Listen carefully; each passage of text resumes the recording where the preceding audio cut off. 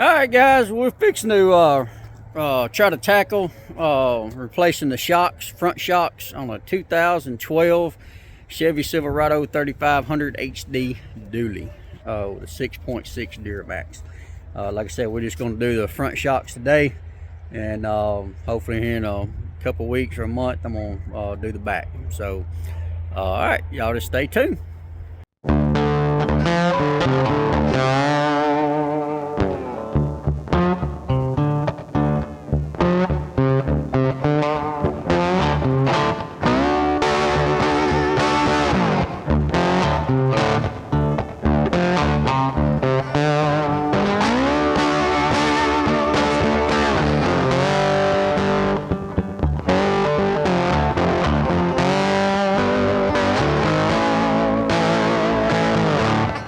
What's going on, guys? Alright, so we're walking out here to the dually, fixing to replace the front shocks. I'm gonna wait on the back ones. I'm putting Bilstein shocks on here, so of course them things are not cheap, and so I've heard they're good, so that's the reason I went ahead and got them. But the front shocks are the ones I need the most right now, because I believe the front ones are shot, especially on the driver's side, and I'll show you here in just a minute why I believe that is. And but it just feels like that the driver's side, when I'm going down the road, it just feels like that tire's floating.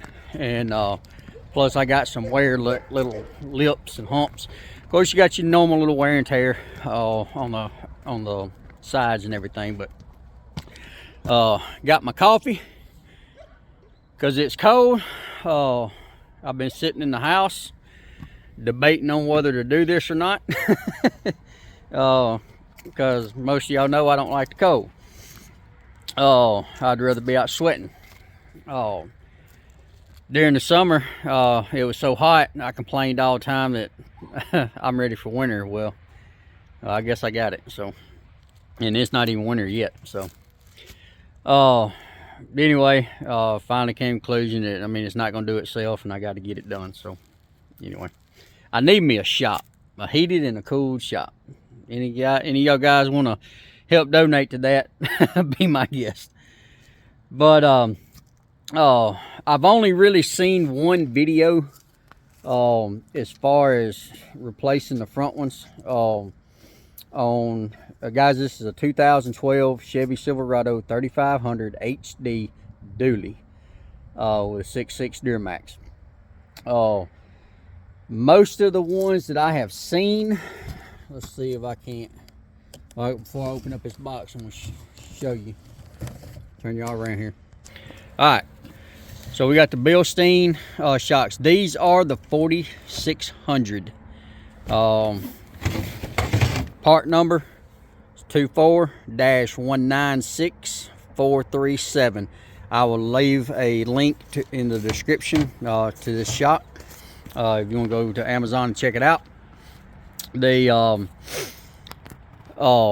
see if I can open this thing up here. Let's see. Let me get the other one out. I've already got it open.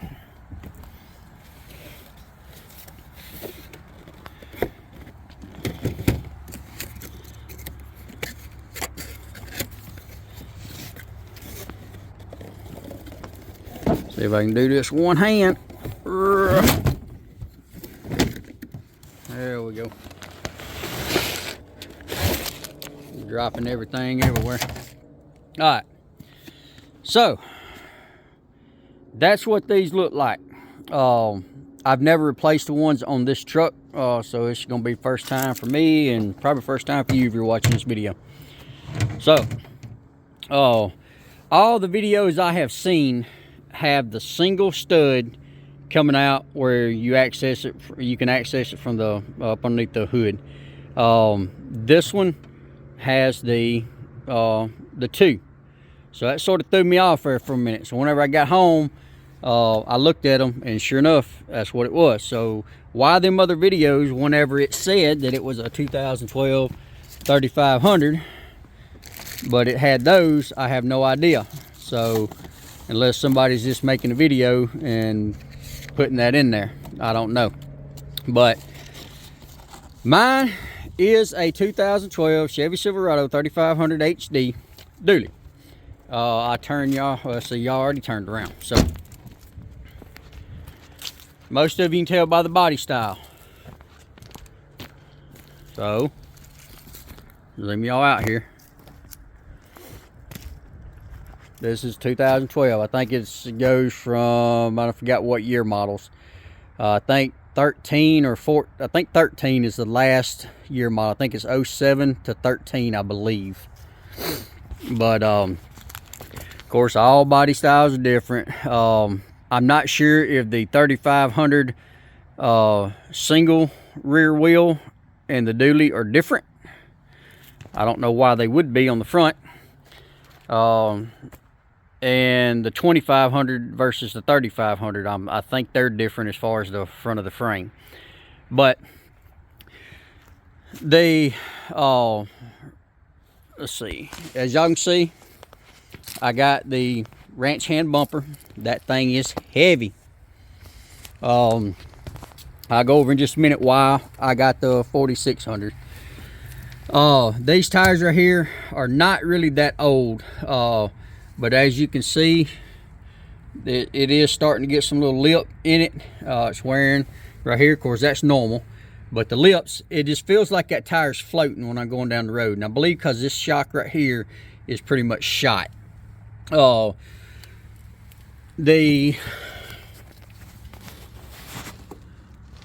guys, as you can see, that pretty much looks like the original stock shock that was on it. And this truck has got 289,000 miles on it. I bought the truck 5 years ago. It had 191,000 on it, so I don't know if they was replaced then. I probably should have went ahead and replaced them then, but because it was probably overdue, and now it's definitely overdue. So no excuse, I just been neglecting it.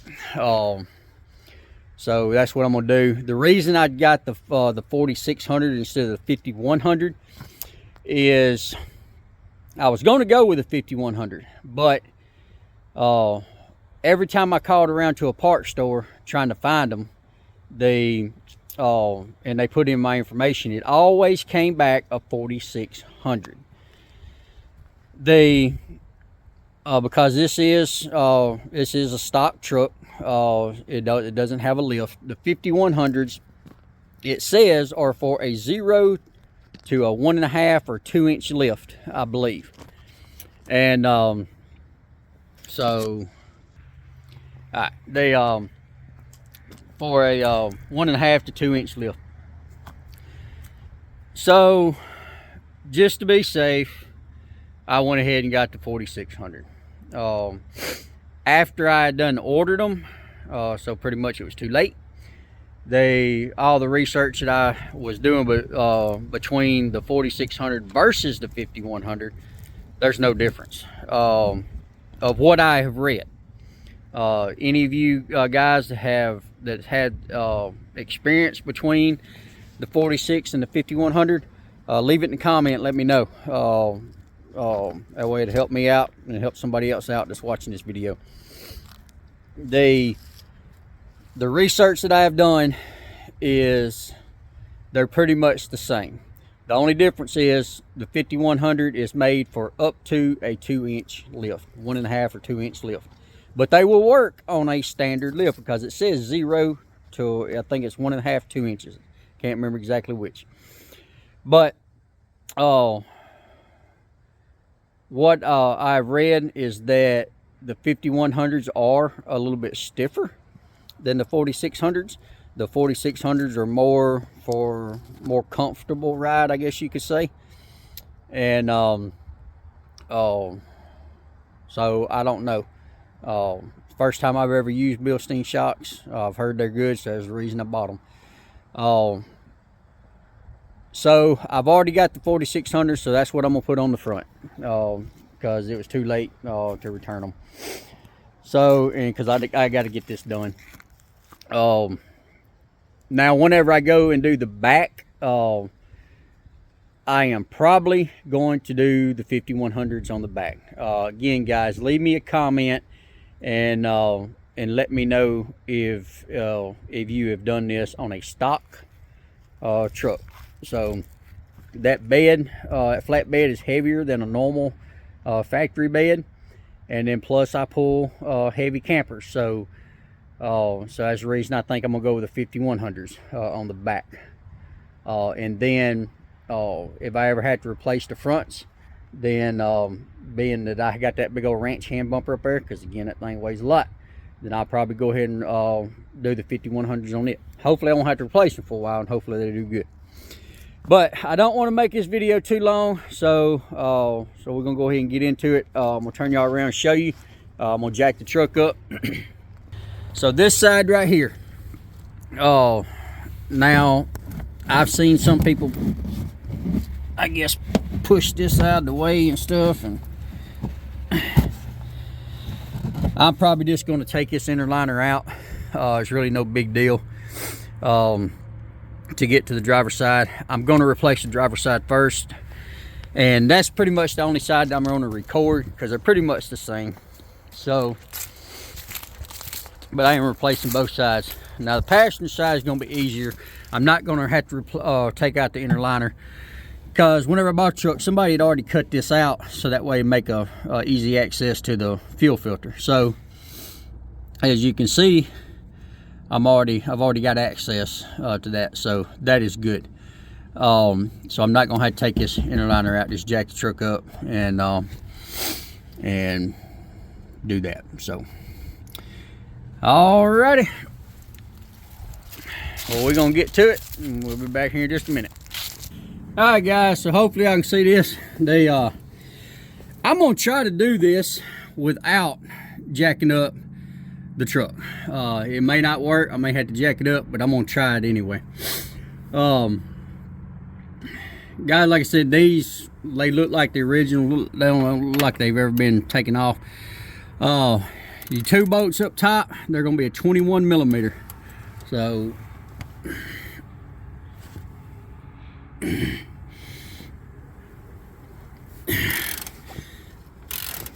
they loosened up pretty good. So I'm gonna take the them top nuts off first.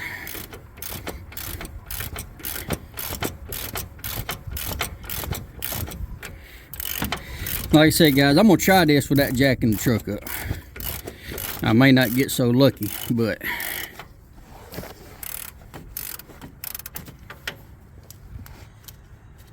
so as y'all can see, I've already taken the inner cooler, or the inner liner out.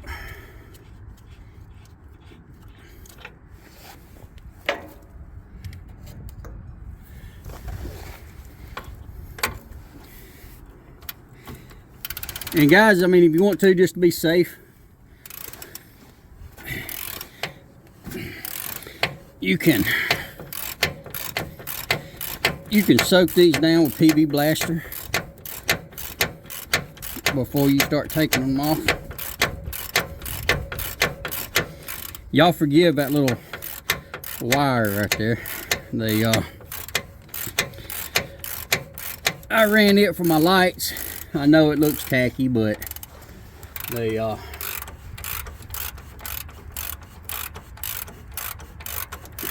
I know it's sort of in the way of the shop, but I was trying to run it through places to where it wouldn't fall and dangle, and that's what I came up with. So one of these days I might fix it, but I ain't gonna worry about it today.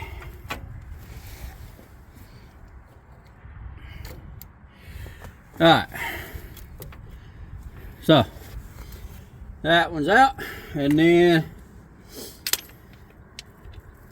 see if I can't set y'all up underneath.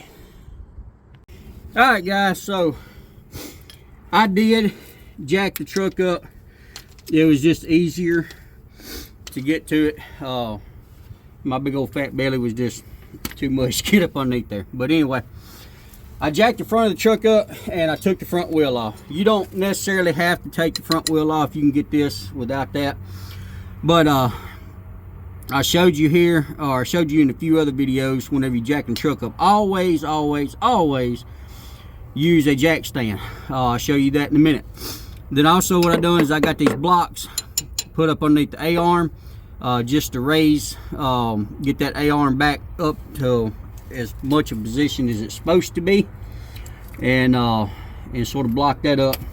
So hopefully I can get that shock on. But anyway, so these right here are 21 millimeter, and on both sides. So I've already loosened them up a little bit. I don't know if y'all saw it move, but anyway. So just take that off,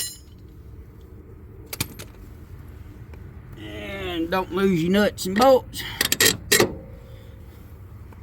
And guys, I don't know if y'all seen that thing drop, but looking at it, it didn't retract back up. So that is not a good thing. So that shock, see, that thing's not even moving. That shock is shot.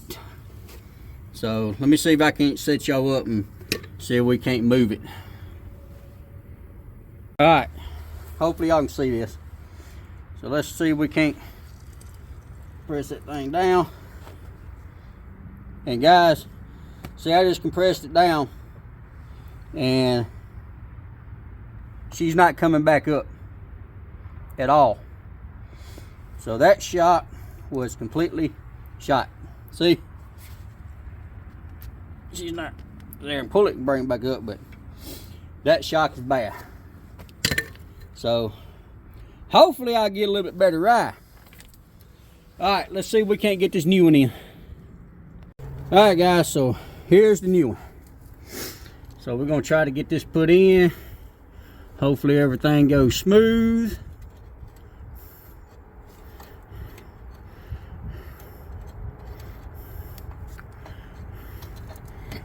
And there we go. All right. So got them on there.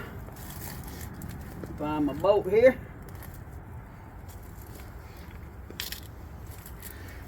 Hopefully my head won't get in the way, y'all. Man, I jacked that up perfect, guys. I got them blocks right there perfect. So bolt went in. Like I said, guys, you don't have to take this front wheel off, but it does work a whole lot better.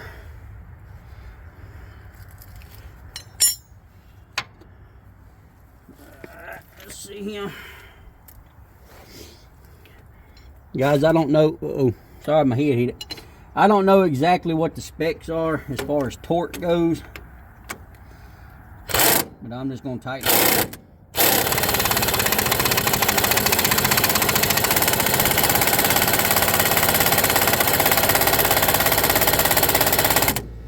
Some of you may think that's too tight, guys. This is just a 1/2 inch old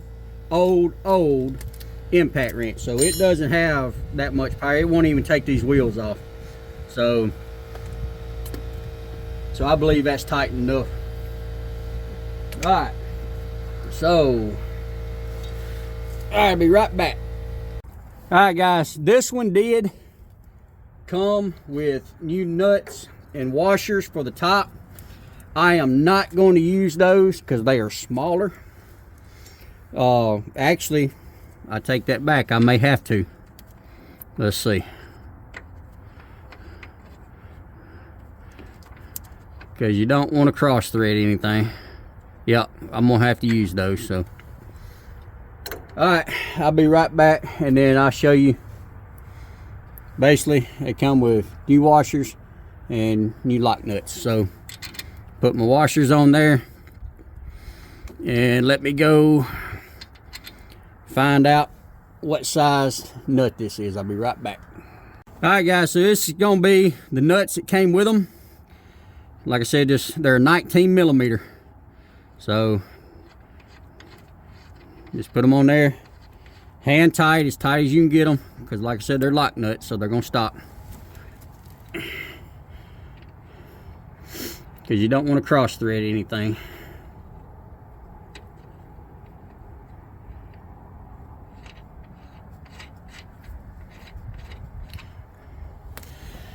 And I don't know if I can get my impact in there or not. Maybe I can. Let's see.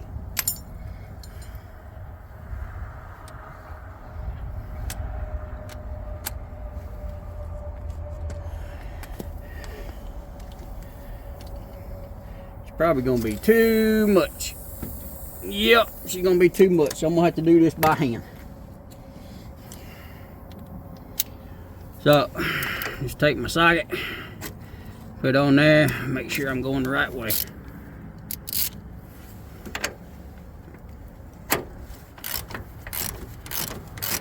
And just tighten her down.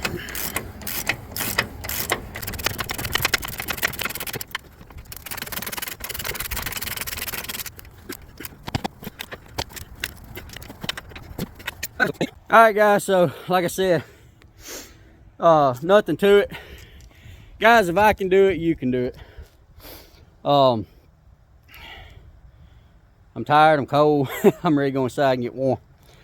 But get me another cup of coffee. But anyway, guys, as you can see, that didn't take that long. If I wasn't videoing it, between taking the liner out, taking the wheel off, taking that old one out, putting the new one back on, and putting the wheel, all that stuff back on, guys, you can do, if you didn't have nothing distracting you, especially if you wasn't making a video or anything like that, guys, you could have that one side done in 30 minutes or less, probably less, especially if you don't take the wheel off. I just decided to do that, one, because I'm here by myself, so I don't really want to be laying up underneath the truck. Even though I got a jack stand, and I also have those blocks supporting it, I still, being by myself, I still just don't feel comfortable being up underneath the truck, because you never know, guys, anything could break. If that jack, say that jack went out, then you had the jack stand. What happens if the jack stand had a crack in it you didn't see? Now, or it slipped and the truck shifted, and then you're gonna be on the blocks. Then the blocks, they shift, and before you know it, guys, I mean, it don't matter how much securement you got underneath, anything can fail. So then I would be up underneath the truck. Nobody would know I was out here and doing this. And like I said before, guys, I didn't do this, so I'm sort of contradicting myself. Call somebody, call your neighbor, somebody close, and let them know what you're going to be doing. And say, hey, if you don't hear from me in, say, however long you think it's going to take you, say 30 minutes. If you don't hear from me in 30 minutes, call me and check on me. If you don't get me, come over here and check on me. Guys, just be safe out there. I mean, this stuff, it is simple, but it's also dangerous. Anything can happen. Make sure you're on level ground. Make sure your wheels are chocked. All that stuff. So, but anyway, I'm going to put the wheel back on and the inner liner, and then I'm going to go do the passenger side. I will jack that side up and take the wheel off. I'm not going to take the inner liner out, because remember I showed you it had that little cutout. So that's good. And then try to get this done, because guys, as you can see, it's getting dark. Luckily I got a light on a pole right over there on that side, so that'll help me. But yep, so guys, I can't stress it enough. If you have the money to do it, to go pay somebody to work on your truck, by all means do it. I mean,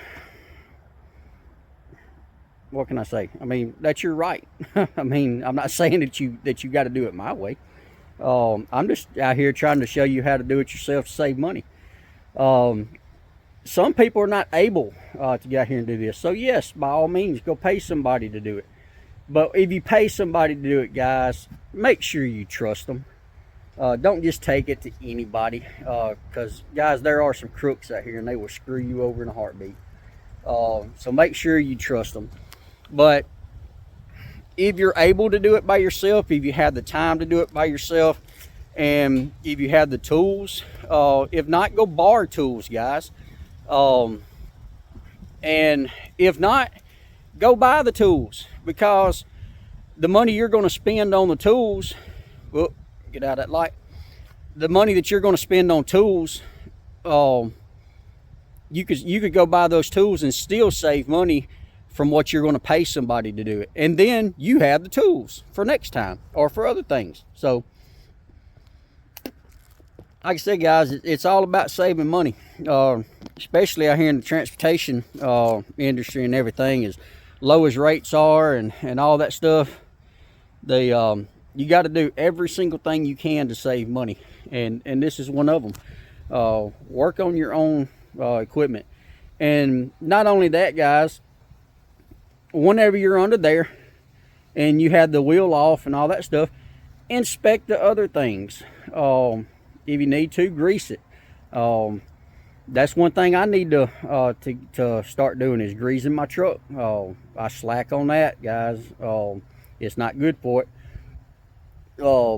Some of them so bad that the alamites and stuff, they're clogged up, so they won't take grease. Some of the bushings in there, they're busted. I need to replace those. And guys, I'm going to do that. I just have to do a little bit at a time. Eventually I would love to pretty much get this whole front end redone. Because I know they're, like I said, some of the bushings, the boots in there, they're some of them are busted and cracked, so they need to be replaced. One of the control arms underneath, I forgot exactly what it's called, but it needs to be replaced. I mean, it's not to the point to where it's dangerous, it's going to fall apart, but it does have a little bit of play in it, so I do need to replace it.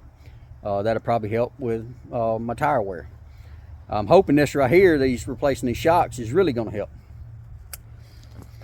But anyway, guys, I don't want to keep on just rambling about stuff. And guys, y'all hit that like, share, subscribe button. I really appreciate it. I'm hoping that these videos and stuff I put out, I really hope that it helps people. I mean, that's what I'm out here to try to do, is help somebody. So I learn, and that's what I try to do, is pass on my knowledge to somebody else. Guys, we're all out here learning.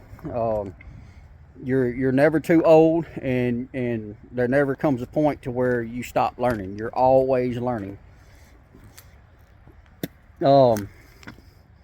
My way may not be good for you. Go watch other videos on this.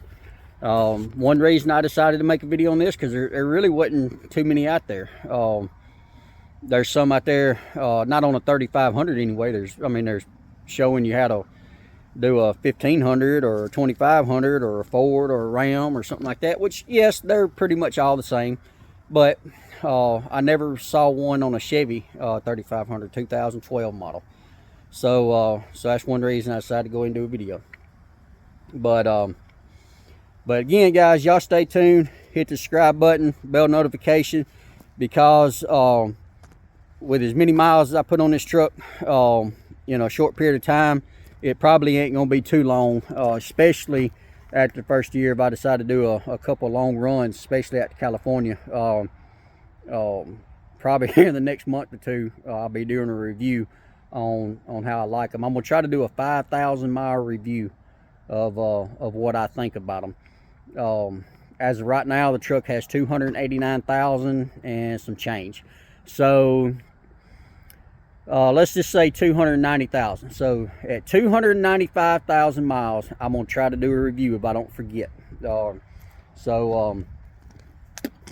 If any of y'all watching this video and y'all watch my future videos here in the next month or two, if you don't see a review come out on this, leave me a comment in one of my videos and remind me of it, because guys, I may forget. But Anyway, we're gonna get off here, and we'll get back with y'all on the next one. So again, as always, y'all please hit that like, share, subscribe button. Leave me a comment, guys. Let me know if y'all have used these shocks, the 4600. Let me know if you've used the 5100s. Let me know if you've used both, and let me know the difference, what you think about each of them. And guys, it'll help me out and also help somebody else watching this video out. So, but yep. So we're gonna get off here, and again, hit that like, share, subscribe button. I can't say it enough, guys. I really appreciate it. I'm trying to grow my channel, and I can't thank y'all enough, guys, for those of you who watch my videos and subscribe. So we're gonna get off here, and we'll catch y'all on the next one. As always, y'all be safe. Semper Fi.